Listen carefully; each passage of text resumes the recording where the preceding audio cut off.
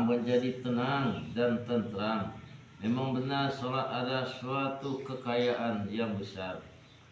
Wasiat terakhir baginda Rasulullah sallallahu alaihi wasallam, baginda Nabi sallallahu alaihi wasallam menyatakan bahwa sejuknya mata beliau ada di dalam salat.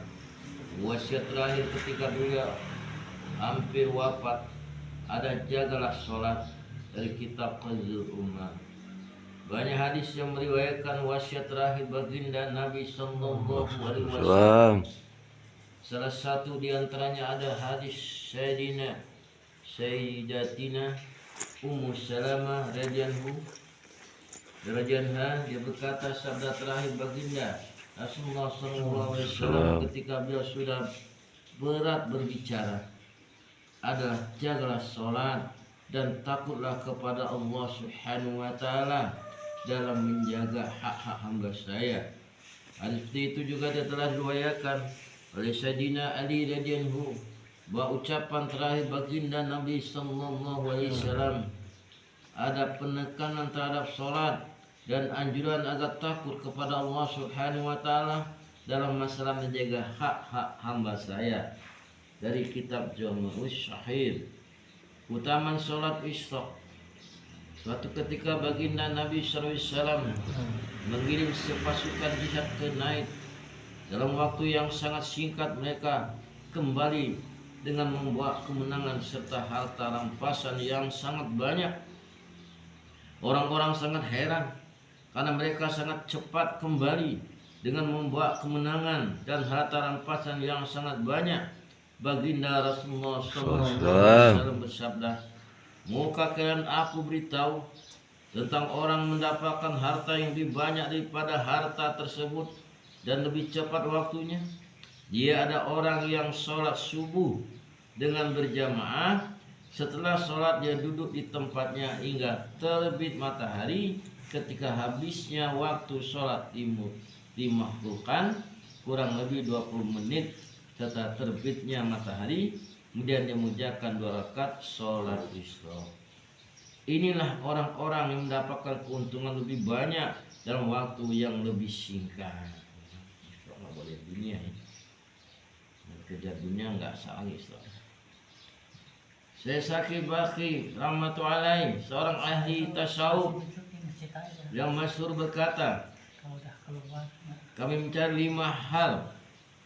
Isra itu nggak boleh makan, karena Isra belum makan dulu, ngopi dulu. Nggak boleh, jam aja, nggak boleh minum apa. Sudah selesai baru saya Isra. Itu disebut. Iya. Nggak boleh bicara tapi Pak. Tapi nggak boleh bicara dia. Kami mencari 5 hal dan mendapatkan pada 5 tempat. 1, keberkahan rezeki diperoleh melalui sholat duha. 2, cahaya kubur melalui tahajud. Mudah menjawab pertanyaan mungkar nakir melalui tilawah Al-Quran. 4, mudah melihat sirat melalui puasa dan sedekah. 5, mendapat naungan aras ilahi pada hari kisah melalui berselawat atau bersunyi dalam ibadah dan zikir. Dari kitab Najul atau Majlis. Banyak hadis menegaskan dan menerangkan tentang keutamaan sholat. Jangan sulit menuliskan semuanya. Untuk keberkahan saya akan menuliskan terjemahan beberapa hadis. Ringkasan beberapa hadis tentang fadilah sholat dan kepentingannya. Baginda Rasulullah SAW bersabda, 1. Perintah pertama yang diwajibkan Allah SWT terhadap umatku ialah sholat. Yang pertama kali akan dihisab pada hari kiamat ialah sholat. 2, takutlah kepada Allah Subhanahu wa taala dalam masalah sholat. Takutlah kepada Allah Subhanahu wa taala dalam masalah sholat. Takutlah kepada Allah Subhanahu wa taala dalam masalah sholat. 3, pemisah antara seseorang dengan syirik adalah sholat. 4, sholat adalah tanda Islam. Barang siapa sholat dengan khusyuk pada waktunya dan memperhatikan rukun serta sunnah-sunnahnya, pasti dia seorang mukmin. 5. Iman dan sholat adalah kewajiban yang paling utama di antara seluruh perintah Allah Subhanahu wa taala. Jika ada sesuatu yang dipardukan yang lebih utama daripada sholat, tentu Allah Subhanahu wa taala akan memerintahkan para malaikatnya untuk mengerjakannya. Sebagian malaikat ada yang ruku dan sebagian yang lain ada yang sujud siang dan malam. 6. Sholat adalah tiang agama. 7. Sholat menghitamkan muka setan, menghinakannya. 8. Sholat adalah cahaya bagi orang-orang beriman. 9. Sholat adalah jihad yang paling utama. 10. Selama seseorang tawadu, perhatian penuh dalam sholatnya, Allah Subhanahu wa taala akan tawadu kepadanya dengan rahmatnya. Jika dia berpaling dari sholatnya, maka Allah Subhanahu wa taala akan berpaling darinya juga. 11. Jika suatu musibah turun dari langit, maka musibah itu akan dijauhkan dari orang yang memakmurkan masjid. 12. Jika seorang muslim dimasukkan ke dalam neraka karena satu sebab apa, maka api neraka tidak dapat membakar bekas-bekas sujud dari tubuhnya. 13. Allah Subhanahu wa taala mengharamkan api neraka untuk membakar bekas-bekas sujud dari anggota tubuhnya. 14. Amal yang paling disukai oleh Allah Subhanahu wa taala ada salat yang dilaksanakan pada waktunya. 15. Keadaan yang paling disukai oleh Allah Subhanahu wa taala dari hambanya ada ketika mereka sujud. 16. Hamba itu paling dekat dengan rahmat Allah Subhanahu wa taala ketika dia sujud. 17.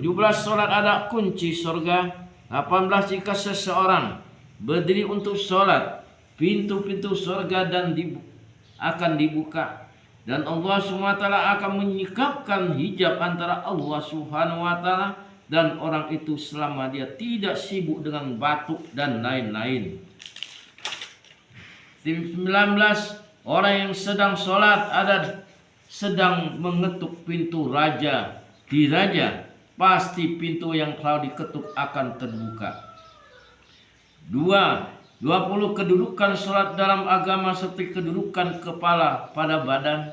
21. Sholat ada cahaya hati. Barang siapa ingin hatinya senantiasa bercahaya, maka hendaklah dia sholat. 22. Barang siapa berwudu dengan sempurna, lalu dia sholat 2 rakaat atau 4 rakaat dengan khusyuk dan khudu, baik fardu maupun sunnah, dia memohon agar Allah SWT mengampuninya, maka Allah Subhanahu wa taala akan mengampuninya. 23. Setiap tanah di atasnya didirikan sholat untuk mengingat Allah Subhanahu wa taala, tanah itu akan merasa bangga di antara tanah-tanah lainnya. 24. Barang siapa sholat 2 rakaat lalu berdoa kepada Allah Subhanahu wa taala, maka Allah SWT pasti akan mengabulkan doanya. Langsung atau tidak langsung, sesuai dengan kemaslahatan, sesuai dengan kehendak Allah Subhanahu wa taala. 25. Barang siapa sholat 2 rakaat sunnah di tempat yang sunyi tanpa seorang pun yang melihatnya kecuali Allah Subhanahu wa taala dan para malaikatnya, maka dia mendapat jaminan kebebasan dari api jahanam. 26. Jika seorang muslim mendirikan sholat fardu, maka ada satu doanya yang akan diterima oleh Allah Subhanahu wa taala. Kemudian 27. Barang siapa sholat 5 waktu dengan khusyuk, ruku, sujud, wudhu dan sebagainya dengan sempurna, maka wajib baginya surga dan haram baginya neraka. 28. Seorang muslim selalu menjaga sholat 5 waktu, setan akan takut kepadanya. Tetapi jika dia tidak mentundukkan sholat 5 waktunya, maka setan akan berani kepadanya dan akan menyesatkannya. 29. Amal yang paling utama ada sholat yang dikerjakan pada awal waktu. 30.